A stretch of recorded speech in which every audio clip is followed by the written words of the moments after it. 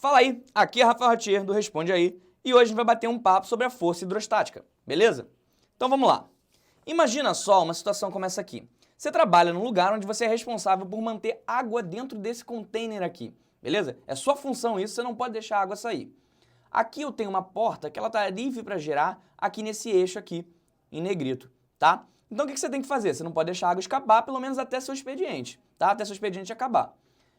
Se eu deixar a água fazer o que ela bem entender, a água vai fazer uma força aqui, a porta vai girar e a água vai sair. Então o que a gente tem que fazer é aplicar uma força aqui na ponta da porta para evitar com que a porta gire e a água escape, tá? Então é isso que a gente vai fazer. Agora, eu vou pegar um outro recorte aqui que vai mostrar a pressão hidrostática. Olha só o que acontece.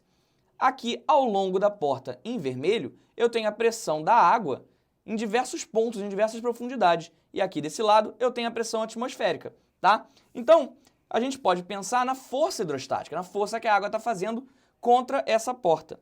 Essa força, eu já vou escrever ela de forma infinitesimal, porque a gente vai precisar integrar ela ao longo da porta, tá? Essa força, esse infinitésimo de força, ele vai ser, como força é igual a pressão vezes área, na forma infinitesimal, a gente pode escrever assim, olha, lá da física, que o meu DF vai ser a pressão hidrostática menos a pressão atmosférica, tá? Isso vezes o infinitésimo de área da porta, que é onde a gente está considerando. Show de bola! Só que lá da física também, a pressão hidrostática, para qualquer ponto aqui no fundo da água que a gente escolha, se eu escolher esse ponto aqui, ele vai ser igual a toda a pressão da atmosfera que está em cima da minha cabeça, mais a pressão da coluna d'água. E a pressão da coluna d'água a gente escreve como ρGH, sendo que H é a profundidade. Então, se eu estou aqui a uma altura H, eu tenho a pressão atmosférica mais ρGH na minha cabeça. Show! Se eu juntar esses dois aqui, eu chego a uma formulazinha para o meu DF.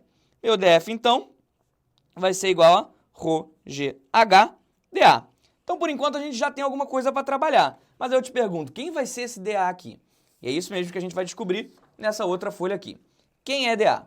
Bom, dA é o infinitésimo de área de porta, tá? E aí eu trouxe aqui um recortezinho para mostrar a porta. Estabeleci os eixos Z e o X, tá? Normalmente, se eu estivesse falando de uma área de uma porta inteira, como essa área aqui é um retângulo, ou um quadrado, na verdade é um retângulo porque é 1,5 e 1 aqui, normalmente a área seria a área igual a x vezes z, ou seja, comprimento vezes altura, tá? Mas como eu estou falando de infinitésimo de área, isso aqui está errado. Meu dA vai ser 1dz. Por que vai ser 1dz? Porque dz é por onde a força está atuando. A força está atuando ao longo desse eixo. Então, eu vou querer integrar aqui, tá? E aqui não, aqui eu vou deixar ele constante, que vai ser meu comprimento. Então, meu dA é igual a 1dz, logo, o dA é igual a dz, tá? O dA pode mudar, cara. O dA pode mudar dependendo da questão. Nessa questão, eu tenho infinitésimo de área, que a área é um retângulo, tá? Mas se o retângulo não fosse um retângulo, fosse uma outra figura geométrica, o dA podia ter outra expressão. Nesse caso, o meu dA vai ser igual a dz, tá? E aí eu tenho uma expressão para o meu infinitésimo de porta. E aí eu vou te perguntar agora, mas e o resto? Bom, vamos trabalhar com o que a gente entendeu até agora. A gente estava com dF é igual a ρGH-dA. Como nós vimos quando a gente brincou aqui com esse recorte, o dA é igual ao dz. Então, tem o ρGH-dz. Então, se a gente analisar tudo, olha só, eu tenho que o meu dF é uma função de ρ, que é uma constante, de g, que é uma constante, e de h. Será que h é uma constante? Bom, se eu for integrar dos dois lados, integral de dF me dá a própria força, tá? Integral de ρGH-dz, o ρg pode sair da integral, mas vai sobrar o h-dz. Então, a gente vai ter que começar a trabalhar aqui agora com h. Quem é esse h? Qual vai ser a expressão? Eu estou integrando em relação a z, então será que esse h é uma função de z? Opa, de repente é, né? E aí eu vou trazer um outro recorte para ajudar a gente a enxergar isso. Porque lembra quando a gente estabeleceu o eixo z? O eixo z começa na porta, só que tem mais água acima da porta. Então, olha só, a porta está aqui, eu tenho uma coluna de água lá do enunciado de 1 metro acima da porta e a porta tem 1,5 metro, tá? Então, se eu tiver aqui nesse ponto, por exemplo, z igual a 0,5, eu tenho, na verdade, 0,5 de coluna de água mais 1 de coluna de água.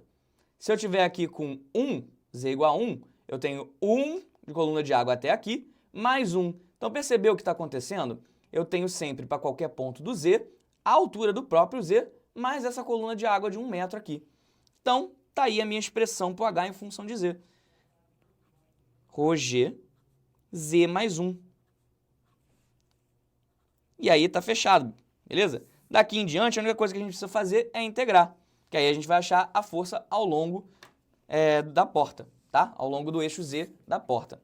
Então, no geral, a gente pode fazer o seguinte. Para a gente entender e fechar isso, a gente tem que pensar o seguinte. A gente quer que a porta não gire, não é mesmo? Para a porta não girar, o torque resultante tem que ser igual a 0, tá? Se o torque resultante é igual a 0, como eu só tenho duas forças atuando, a força que eu tenho que fazer para a porta não abrir e a força hidrostática, ou seja, essa é a força que eu vou fazer para o meu chefe não me despedir, senão a água vai embora, e tem a força hidrostática. Então, essas duas forças vão ter que ter um torque igual, que aí o resultante vai ser 0. Vamos começar a falar da força hidrostática, tá? O que é o torque? O torque é o braço de força vezes a força, beleza? O braço de força, ele mostra da onde que a força está sendo atuada até o eixo de rotação.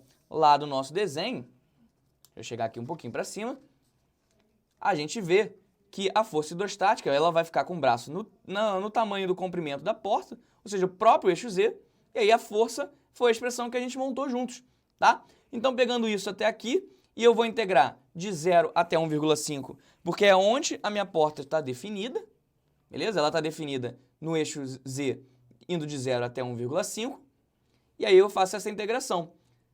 Esse Z vai juntar, o Z mais 1 vai ficar Z mais Z ao quadrado, e aí integrando isso tudo aqui, indo de 0 até 1, assumindo que a gente está tratando esse problema todo no planeta Terra, a gente tem a densidade da água e a gravidade com isso aqui. Então eu já fiz um pulo do gato daqui para cá e fiz as contas, beleza?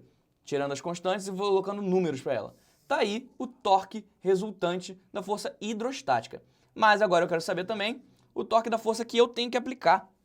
E aí ele vai ser o braço da força vezes a força. Olha o F aqui que eu quero. O F é esse cara aqui. E o braço da força é a distância da onde eu estou aplicando até o eixo de rotação, ou seja, o próprio tamanho da porta.